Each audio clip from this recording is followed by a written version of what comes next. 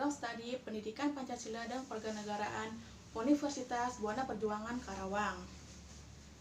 Nah, pada kali ini saya akan membahas mengenai dua model pembelajaran.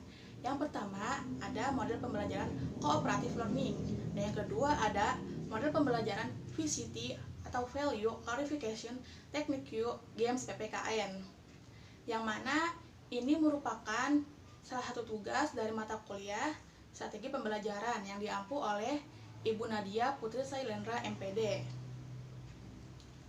Oke, langsung saja kita masuk ke model pembelajaran pertama, yaitu ada model pembelajaran cooperative learning.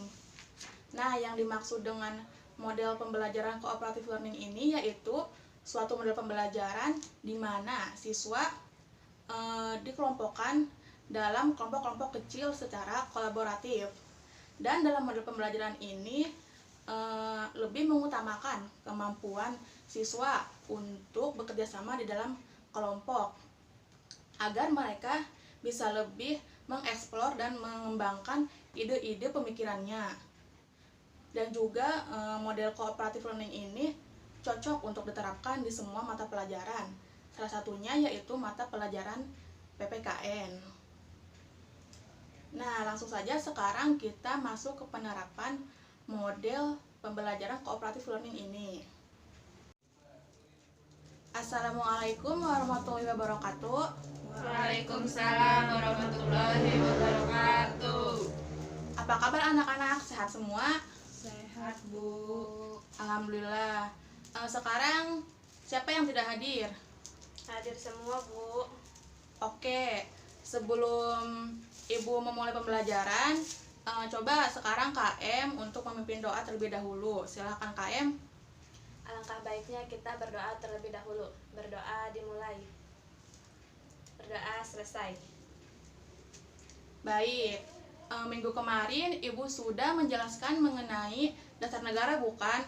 Coba sekarang Ibu mau tanya kepada kalian, apa sih dasar negara Indonesia itu? Pancasila, Bu. Ya, betul sekali, bahwa dasar negara Indonesia itu Pancasila, yang terdiri dari 5 sila yang menjelaskan tentang tujuan berdirinya negara Indonesia.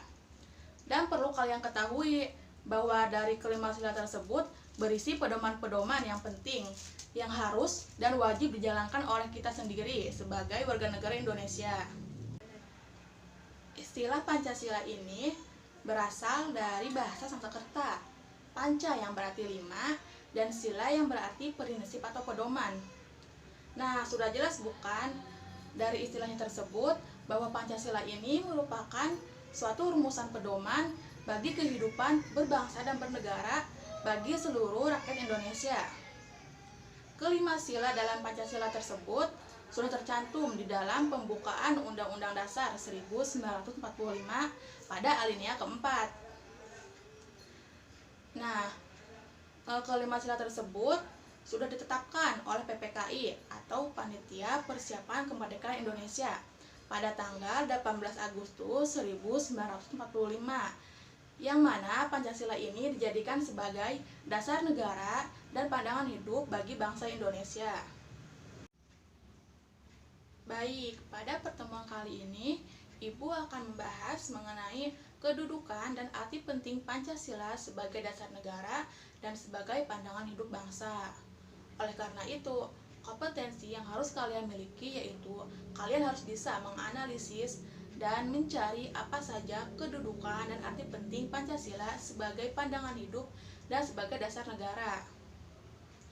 Nah, langsung saja kita sekarang mulai ke pembagian kelompok. Kelompoknya itu terdiri dari 4 orang. Nah, untuk anggota kelompoknya sendiri akan Ibu atur ya supaya tidak ada rasa iri atau tidak ada rasa ketidakadilan di dalam diri kalian. Apakah dapat disetujui? Setuju. Waktu untuk diskusi kelompok sudah selesai. Sekarang Ibu minta untuk kelompok 1 segera mempresentasikan hasil diskusi dari kelompoknya tersebut. Oleh karena itu, Ibu persilakan kepada kelompok 1 untuk mempresentasikan. Saya perwakilan dari kelompok 1 akan mempresentasikan hasil diskusi kami. yaitu tentang kedudukan dan arti penting Pancasila sebagai dasar negara dan pandangan hidup bangsa. Pancasila merupakan dasar negara Indonesia sebagaimana tercantum dalam pembukaan Undang-Undang Dasar Republik Indonesia tahun 1945 dan sebagaimana tertuang dalam Memorandum DPR GR 9 Juni 1966 yang menandaskan Pancasila sebagai pandangan hidup bangsa yang telah didapatkan oleh PPKI atas nama rakyat Indonesia. Kedudukan dan arti penting Pancasila sebagai dasar negara itu sendiri, yaitu Pancasila dijadikan pedoman atau patokan dalam bertingkah laku di kehidupan bermasyarakat, berbangsa, maupun beragama. Dengan adanya pedoman pengaturan tingkah laku tersebut, kita semua sebagai warga negara bisa menjalankan roda kehidupan dengan baik tanpa adanya kendala atau hambatan. Sedangkan Pancasila sebagai pandangan hidup, yaitu Pancasila dianggap memiliki nilai-nilai kehidupan yang paling baik, di mana dalam kelima sila Pancasila tersebut mencangkup semua nilai-nilai kehidupan, mulai dari nilai ketuhanan, nilai kemanusiaan, nilai persatuan, nilai kemanusiaan, dan nilai keadilan. Sila-sila dalam Pancasila ini tidak dapat dijalankan secara terpisah karena Pancasila merupakan suatu kesatuan yang utuh dan saling berkaitan. Demikian hasil diskusi dari kelompok kami. Terima kasih kepada kelompok 1 yang sudah mempresentasikan hasil diskusinya. Nah, sekarang dapat kita simpulkan dari materi yang telah kita pelajari hari ini dan yang telah didiskusikan oleh kelompok 1 bahwa kedudukan dan arti penting Pancasila itu yaitu sebagai pedoman atau patokan dalam bertingkah laku di kehidupan bermasyarakat, berbangsa, dan bernegara.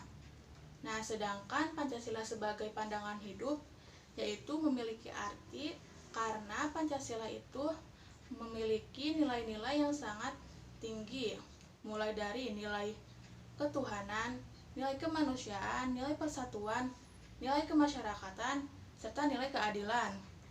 Oleh karena itu, Ibu harap kalian semua dapat mengamalkan nilai-nilai tersebut. Supaya apa? Supaya kalian bisa menjalankan kehidupan dengan baik.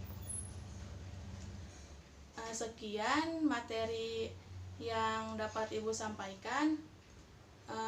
Nanti kita bertemu di pertemuan selanjutnya. Terima kasih. Wassalamualaikum warahmatullahi wabarakatuh. Waalaikumsalam warahmatullahi wabarakatuh. Baik, selanjutnya saya akan membahas mengenai analisis SWOT yang berhubungan dengan strategi pembelajaran cooperative learning. Nah, sebelum kita masuk ke pembahasannya, kita harus mengetahui dulu apa itu analisis SWOT. Analisis SWOT merupakan suatu teknik atau strategi untuk membantu dan mengembangkan suatu usaha supaya lebih baik lagi, yaitu dengan melihat atau menganalisis pada strength kekuatan, weakness kelemahan, opportunities peluang, dan threat ancaman. Nah, langsung saja kita sekarang bahas apa saja kekuatan, kelemahan, peluang, dan ancaman dari model cooperative learning. Yang pertama ada kekuatan, yaitu poin yang ke-1 ada memiliki kelas yang hidup, dalam artian siswa jadi lebih aktif ketika pembelajaran berlangsung. Poin yang kedua yaitu siswa memiliki sikap kerjasama dalam tim yang tinggi. Dan poin yang ketiga yaitu memudahkan siswa untuk berinteraksi sosial, dengan begitu akan hilangnya sifat keterasingan di dalam diri siswa. Nah, yang kedua yaitu ada kelemahan. Poin yang ke-1 yaitu perlu adanya dukungan fasilitas yang tinggi agar proses pembelajaran berjalan dengan lancar. Poin yang kedua, terkadang ada siswa yang tidak menyukai kegiatan berkelompok. Mereka lebih senang melakukan kegiatan individu. Yang ketiga, munculnya rasa keegoisan dan kesombongan di dalam diri siswa. Contohnya, seperti siswa yang pintar ketika berdiskusi, terkadang mereka mau bekerja sendiri tanpa memerlukan dan memedulikan anggota kelompoknya yang lain. Dan yang ketiga yaitu ada peluang. Poin yang ke-1 yaitu memberikan peluang kepada siswa untuk mengeksplor dan mengembangkan kemampuan berpikirnya ketika berdiskusi.